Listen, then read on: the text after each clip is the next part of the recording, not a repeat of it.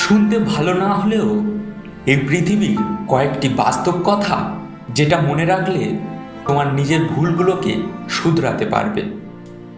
আপনজনের কাছে থেকে পাওয়া আঘাত জীবনে কখনোই ভোলা যায় না।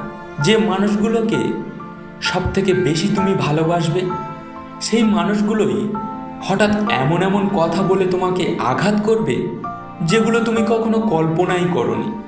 তাই কোনো কটু কথা বলার আগে সামনের মানুষটার জায়গায় নিজেকে বসিয়ে দেখো, তুমি যা বলছো তার মনে কোনো আঘাত লাগছে না তো? তা নয়তো নামেই সম্পর্ক টিকে থাকবে, তাতে না থাকবে কোনো মিষ্টত্ব আর না থাকবে কোনো ভালোবাসা। গরিবের বন্ধু থাকলেও অসময়ে কাউকেই পাওয়া যায় না। বেশিরভাগই মানুষ ভালো মন দেখে নয়, সুন্দর রূপ দেখে ভালোবাসে। এই কথাগুলি জীবনে সব সময় মনে রেখো। যে তোমাকে প্রকৃত ভালোবাসে তাকে কখনো ভুল বুঝো না। যে তোমাকে বিশ্বাস করে তার সাথে কখনো ছলনা করো না।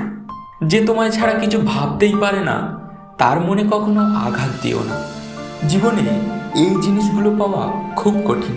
মনের মতো একটা মানুষ, কষ্টের ভাগিদার, নিঃস্বার্থ ভালোবাসা আর বিশ্বাসী বন্ধু।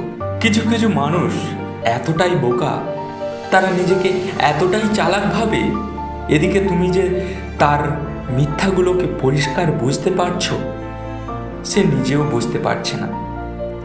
সে একের পর এক প্রতিনিয়ত মিথ্যে বলতেই থাকে আর তুমি না বোঝার ভান করে শুধু শুনেই যাও, শুধুমাত্র সম্পর্ক রক্ষা করার জন্য।